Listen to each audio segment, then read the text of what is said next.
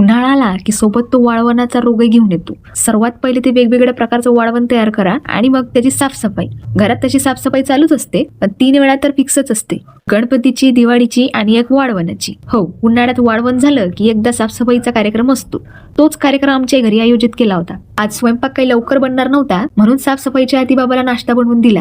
एवढी काही कामचोर नाहीये मी, तशी सुगरण आहे म्हणा, फक्त माझ्याच नजरेत. मम्मीने घेतली हॉलची साफसफाई करायला आणि मी बारीक असल्यामुळे मला चढायला लावलं ओट्यावर. मी काम करायला घेतलं की काम कमी आणि नाटकच जास्त असते. काय त्या स्प्रेच्या बॉटल्स आणि त्यात बनवलेलं माझं कस्टमाइज क्लिनिंग लिक्विड. सर्व साफसफाई आटपून आम्ही आमची साफसफाई केली आणि मम्मी लागली तिचं कपाट आवरायला.